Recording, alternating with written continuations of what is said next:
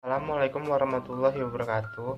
Perkenalkan saya Rivaldi Aryadiansyah, NPM 19 10 70 10 18. Di sini saya akan menjelaskan mengenai rangkuman saya untuk memenuhi tugas mata kuliah Industri Perunggasan terkait dengan webinar yang berjudul 2021 Poultry Webinar yang diadakan oleh University of Wisconsin Extension di Madison, Amerika Serikat.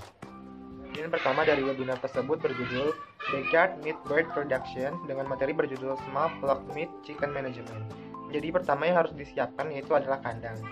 Jadi itu kandang berguna untuk menjauhkan predator dan patogen dari kandang. Terus kandang juga harus mampu melindungi ayam dari elemen yang berbahaya. Terus harus pastikan ayam selalu berada di area kandang. Nah, di webinar tersebut juga dijelaskan mengenai dua tipe kandang, yaitu pertama ada kandang permanen atau die, range, or run, dan kandang bergerak atau chicken tractors. Nah, kandang tersebut mempunyai kelebihan dan kelemahan masing-masing. Yang pertama, kelebihan kandang permanen, yaitu lebih aman dari predator, penggunaan utilitas lebih hemat, dan rendahnya biaya pekerja kandang. Kelemahannya yaitu biaya pembangunan itu mahal, lebih mudah terinfeksi parasit, serta dalam mengintegrasikan spesies berbeda, terus sulit dalam membersihkan manure. Nah, selanjutnya adalah kelebihan kandang bergerak atau chicken tractors. Yang pertama itu biaya lebih murah, mudah dalam rotasi pastura, dapat diintegrasikan dengan spesies berbeda, lebih sedikit usaha dalam membersihkan kandang. Nah, kelemahannya yaitu tingginya biaya pekerja kandang, keterbatasan air, cuaca berpengaruh besar khususnya pada musim salju atau winter, terus adanya ancaman predator, terus membutuhkan brooder, karena bergerak itu membuat ayam banyak terluka, terutama di bagian kaki ayam. Nah, selanjutnya habis kandang yaitu adalah pemilihan ras ayam. Nah, sulit untuk memelihara ayam bersilakan Cornish Rock untuk pertumbuhan dan konfirmasi tubuh yang cepat dan efisien. Jadi, di video tersebut dijelaskan mengenai kriteria pemilihan breed atau ras ayam. Yang pertama yaitu pertimbangan feed consumption ratio-nya. Yang kedua adalah pertimbangan waktu untuk panennya. Terus pertimbangan kesehatan atau daya tahan ayam, dan itu tergantung dari preferensi peternak itu sendiri. Nah, selanjutnya adalah manajemen pemeliharaan ayam. Jadi yang pertama adalah feeding. Rasum ayam pedaging itu biasanya memiliki kebutuhan protein sebesar 21-23%. Nah, kebutuhan protein tersebut dapat menurun sedikit setelah beberapa minggu. Nah, biaya pakan itu biasanya sebesar 60-70% dari keseluruhan biaya peternakan. Untuk mengurangi biaya pakan, yang pertama itu harus mengurangi konsumsi, terus menggunakan rasum yang murah, dan meminimalisir limbah pakan. Selanjutnya dalam mengurangi konsumsi dapat menggunakan pembatasan pakan atau restricted feed. Pertumbuhan itu melambat, tetapi kemudian akan mendapat pertumbuhan kompensasi yang akan membuat bobot akhir itu maksimal. Selain itu, dapat menggunakan strain ayam yang memiliki tingkat efisien pakan yang tinggi, dan pemrosesan ayam di usia yang lebih muda itu tergantung preferensi juga, agar total konsumsi pakan tidak tinggi serta dapat mempengaruhi rasa dan tekstur ayam.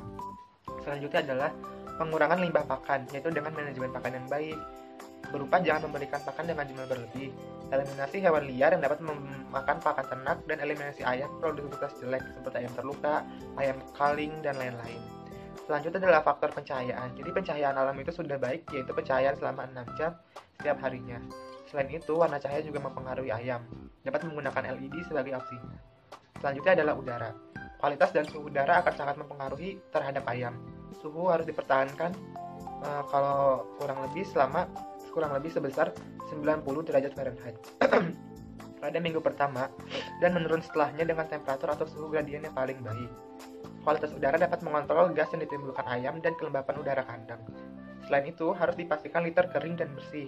Yang terpenting, karena dapat menjaga kualitas kaki ayam, mengurangi produksi amonia, mengurangi lalat, dan menjaga organ pencernaan ayam tetap sehat. Selanjutnya ada air. Jadi ayam harus dipastikan mendapat akses ke air yang baik. Air harus dipastikan fresh, bersih, dan dingin, serta perhatikan penggunaan elektrolit di air minum ayam. Selanjutnya ada space atau kepadatan. Jadi umumnya kepadatan ayam untuk broiler yaitu 6-8 ekor ayam per 1 meter persegi.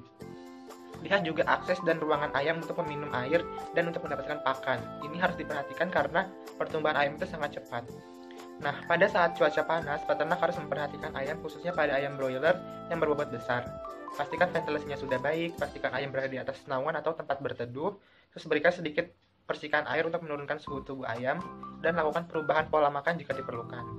Selanjutnya adalah meminimalisir mortalitas. Yang pertama adalah eliminasi predator dengan membuat jaring di atas pagar, menggunakan pagar elektrik, menggunakan anjing penjaga, dan membuat jebakan untuk predator. Selain itu, mortalitas dapat diminimalisir dengan menggunakan vaksinasi serta medikasi yang baik untuk meningkatkan kekebalan tubuh ayam, dan harus dipastikan penerapan biosecurity yang baik. Nah, biosecurity itu harus diperhatikan dengan menggunakan peralatan yang bersih, selalu menjaga kebersihan kandang, perlu diperhatikan kebersihan manusianya, mulai dari mencuci tangan dan menggunakan baju khusus ketika memasuki kandang. Dan jauhkan hewan liar serta hewan lainnya dari kandang ayam. Nah, yang terakhir adalah pertimbangan lainnya, yaitu keamanan pangan dengan selalu menggunakan produk berupa pakan, vitamin, air, dan lain-lain yang sudah terverifikasi aman. Jika melakukan beberapa treatment, pastikan sesuai petunjuk labelnya. Perhatikan pemroses serta kebersihan dalam mengolah ayam, dan perhatikan masa anti obat pada ayam, karena apabila ayam dipotong sebelum masa anti obat selesai, maka obat tersebut akan meninggalkan residu pada daging ayam yang berbahaya apabila dikonsumsi manusia karena dapat mengakibatkan kanker. Bagian 2 atau series 2 berjudul Small Layer Flock Management pada ayam petelur berupa manajemen ayam petelur skala kecil. Jadi pertama yang harus disiapkan yaitu adalah kandang. Perlu diterapkan untuk kandang sepanjang tahun, membutuhkan sarang untuk tempat bertelur, terlindungi dari predator, dan kandang dapat bertipe permanen atau bergerak atau mobile. Nah, kelebihan kandang permanen yaitu adalah lebih aman dari predator, penggunaan utilitas lebih hemat, dan rendahnya biaya pekerja kandang. Kelemahannya yaitu adalah biaya membangun lebih mahal, lebih mudah terinfeksi parasit, sulit dalam mengintegrasikan spesies berbeda, dan sulit dalam membersihkan manure. Kelebihan kandang bergerak atau mobile day range yaitu pembersihan mudah. Saat musim salju atau winter itu sangat baik. Dapat memiliki sarang sebagai tempat bertelur dan sedikit perhatian untuk permukaan tanah. Kelemahannya adalah akses air minum cenderung susah, ancaman predator yang sangat nyata, dan memindahkan pagar itu lebih sulit. Pada webinar tersebut juga dijelaskan mengenai pemilihan ras ayam berdasarkan warna cakang telurnya. Kalau untuk cakang telur putih itu dapat berupa ayam berjenis Leghorn, cakang telur coklat adalah Sex-Link Hybrid, cakang telur dark brown atau coklat gelap adalah ayam Marans, terus ayam dengan cakang telur blue or green adalah Araucanas, dan sebagainya. Nah, galur komersil akan sulit dikalahkan untuk produksi telur yang efisien seperti Leghorn dan Sex-Link Hens. Terus selanjutnya dijelaskan mengenai cara memulai untuk beternak ayam dalam skala kecil, khususnya ayam petelur, yaitu yang pertama adalah menetaskan stok telur. Itu memerlukan ayam jantan, memerlukan alat inkubator dan fasilitas untuk brooding. Yang kedua itu adalah membeli DOC, itu memerlukan fasilitas brooding. Lalu selanjutnya adalah atau dengan membeli ayam yang sudah siap bertelur atau pullets. Nah, pakan selanjutnya adalah pakan. Untuk ayam starter grower memerlukan kebutuhan protein kasar sebanyak 18% sampai siap masa bertelur. Lalu ada memberikan vitamin, pigmen seperti satrofil atau karotenoid yang mempengaruhi warna kuning telur. Terus harus menyediakan grid. Nah, apabila sudah berumur 18 minggu, maka pakan itu dapat diubah untuk kebutuhan pakan ayam layer dengan kalsium yang tinggi sekitar 3-4%. Nah, terus rasu komplit juga harus menjadi sebagian besar makanan di pemeliharaan ayam petelur. Selanjutnya adalah pencahayaan. Jadi pencahayaan ini sangat penting untuk ayam petelur, karena ayam bertelur saat mendapatkan cahaya yang cukup. Bertambahnya panjang hari dapat merangsang reproduksi ayam. Warna gelombang cahaya juga berperan besar karena warna biru itu baik untuk pertumbuhan ayam, sedangkan warna merah itu baik untuk reproduksi ayam. Permasalahan pencahayaan itu sangat umum terjadi, seperti peningkatan cahaya yang terlalu dini dapat membuat pulet mulai bertelur terlalu cepat yang mengakibatkan ukuran telur mengecil, dapat mengakibatkan prolapse juga, karena dapat mempercepat masa pubertas ayam padahal komposisi tubuh ayam itu masih terlalu kecil atau belum siap reproduksi. Selanjutnya dijelaskan mengenai kualitas udara itu dapat dijaga dengan menggunakan ventilasi bahkan pada saat musim salju atau winter, dan mengontrol kelembaban udara. Terus air, pastikan juga ayam mendapat akses yang baik ke air. Air harus dipastikan fresh, bersih, dan dingin, serta diperhatikan penggunaan elektrolit di air minum ayam. Selanjutnya adalah space atau kepadatan. Umumnya kepadatan ayam petelur yaitu 12-14 ekor ayam per 1 meter persegi. Lihat juga akses dan ruangan ayam untuk meminum air dan untuk mendapatkan pakan. Ini harus diperhatikan karena pertumbuhan ayam itu sangat cepat. Selanjutnya juga dijelaskan mengenai pada saat musim salju itu perlu diperhatikan jengger dan warna dan bulu ayam. Ketersediaan air itu sangat penting. Ventilasi menjadi kunci itu saat winter. Penggunaan pemanas serta pemanas air itu perlu dipertimbangkan, dan kasus frozen egg itu harus diwaspadai. Pada saat musim panas, penanganan panas itu harus cukup baik. Perlu menyediakan air seperti air dingin, tempat berteduh, dan ventilasi yang optimal. Musim panas dapat mempengaruhi kualitas cakang telur dan mengurangi konsumsi ransum karena apabila cuaca panas, ayam cenderung diam menghentikan metabolisme tubuhnya, serta mengkonsumsi air secara berlebih yang membuat penurunan suhu tubuh sehingga konsumsi pakan akan berkurang. Selanjutnya yang perlu diperhatikan yaitu adalah kebiasaan ayam untuk memakan telur atau yang disebut egg eating. Jadi ayam cenderung untuk mematuk telurnya sehingga tindakan pencegahan sangat diperlukan, berupa peningkatan kualitas cakang telur, peningkatan frekuensi pengambilan telur ayam, penggunaan tirai sarang, dan dengan melakukan pergantian sarang bertelur setiap periodenya. Selanjutnya adalah penyakit. Kebanyakan penyakit di peternakan ayam petelur disebabkan karena penerapan biosecurity yang buruk. Biasanya penyakit bersumber karena ulah manusia itu sendiri dan beberapa disebabkan oleh hewan liar seperti lalat, nyamuk, tikus, dan burung liar. Nah, biosecurity itu harus diperhatikan dengan penggunaan peralatan yang bersih, selalu menjaga kebersihan kandang, dan perlu diperhatikan kebersihan manusianya, mulai dari mencuci tangan, menggunakan baju khusus ketika memasuki kandang, dan menjauhkan hewan liar serta hewan lainnya dari kandang ayam. Selanjutnya adalah masalah yang sering dialami pada peternakan ayam petelur, yaitu adalah masalah parasit seperti kutu, tungau, dan cacing, masalah predator, dan masalah ayam yang tua, karena produksi telur ayam yang tua itu rendah, namun kebutuhan pakannya itu banyak, sehingga membuat kos peternakan itu semakin banyak. Sehingga solusi terbaik yaitu ayam yang tua itu harus segera dijual. Bagian 3 atau seri 3 di webinar tersebut berjudul Small Scale Commercial Poultry Management. Jadi, produsen dengan populasi ayam hingga 1.000 ekor tidak memerlukan inspeksi dan lisensi karena dapat menggunakan nama dan alamat sendiri, serta tidak perlu izin dari Badan Pangan. Tetapi, semua unggas itu harus disembelih di tempat daging yang diperiksa oleh negara bagian atau federal di negara Amerika.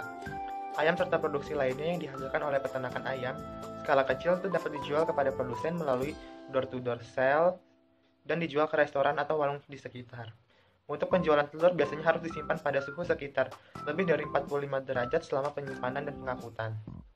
Nah, selanjutnya adalah izin pabrik pengolahan makanan itu harus memenuhi basic standar, yaitu hasil tes air aman, memiliki packing room, terdapat fasilitas toilet, terdapat tempat cooling, egg washing, jadi telur harus bersih dan dicuci, handling telur, memiliki standar kualitas telur, karton packaging telur, dan labeling itu harus jelas. Dalam peternakan ayam telur usaha kecil, kita harus mempertimbangkan penghematan uang untuk produksi unggas. Jadi kos seluruh peternakan unggas atau ayam yaitu ada biaya ayam, biaya kandang, biaya brooding, perkiraan ayam mati, biaya pakan, biaya processing, biaya marketing, biaya tenaga kerja, dan biaya kapital. Untuk biaya tenaga kerja, jadi tenaga kerja itu dapat berasal dari keluarga atau orang lain. Nah, mempertimbangkan biaya upahnya itu mau seberapa, karena biaya ini itu harus diminimalisasi. Selanjutnya adalah biaya pakan. Biaya ayam. Tidak banyak yang bisa kita lakukan untuk mengurangi biaya ayam ini, tetapi salah satu caranya itu dapat dikurangi dengan menetaskan ayam sendiri. Selanjutnya adalah biaya pakan. Biasanya biaya pakan sebesar 60-70% dari keseluruhan biaya peternakan. Untuk mengurangi biaya pakan, dengan mengurangi konsumsi, menggunakan ransum yang murah, dan meminimalisir limbah pakan. Dalam mengurangi konsumsi itu dapat menggunakan pembatasan pakan atau restricted feed. Pertumbuhan melambat tetapi kemudian akan mendapatkan pertumbuhan kompensasi yang akan membuat bobot akhir itu maksimal. Selain itu, dapat menggunakan strain ayam yang memiliki tingkat efisiensi pakan yang tinggi dan pemrosesan ayam di usia yang lebih muda tergantung preferensi agar total konsumsi pakan tidak tinggi serta dapat mempengaruhi rasa dan tekstur ayam. Selanjutnya, menggunakan biaya ransum dapat menggunakan cara yaitu membeli bahan baku atau ransum yang banyak dengan memanfaatkan diskon. Terus yang selanjutnya adalah memanfaatkan bahan pakan lokal dan memanfaatkan pastura di sekitar kandang. Itu untuk mengurangi biaya ransum di peternakan ayam. Jadi selanjutnya, apabila ingin beternak ayam petelur, pertimbangkan juga penggunaan pulet karena dapat menghemat biaya penetasan, biaya brooding, dan biaya pemeliharaan. Perhatikan replacement unggas karena unggas semakin bertambahnya tahun, produksi itu semakin menurun atau rendah. Biasanya pergantian ayam pulet dilakukan 6 bulan sekali. Meminimalisir ayam dan petelur dengan mengetahui karakteristiknya itu juga cara untuk mengurangi biaya ayam petelur. Nah, ayam petelur itu biasanya memiliki karakteristik yaitu jengger merah serta bergelombang, bulu cenderung kasar, warna bulunya itu kurang cantik, memiliki vein yang lembab serta lembut, dan rendahnya akumulasi lemak di perut. Jadi, ayam yang tidak masuk kriteria ayam petelur itu harus disingkirkan untuk meminimalisir biaya pemeliharaan. Nah, selanjutnya dengan cara-cara yang di webinar tersebut paparkan, maka peternak dapat menghemat kos atau pada peternakan ayam, khususnya peternakan ayam pedaging dan petelur dengan skala usaha yang kecil atau kurang dari 1.000 ekor populasi. sekian yang dapat saya sampaikan mengenai rangkuman pada 2021 Poetry Webinar yang diselenggarakan oleh University of Queens Coin Extension di Madison, Amerika Serikat. Kurang dan lebihnya saya mohon maaf. Wassalamualaikum warahmatullahi wabarakatuh.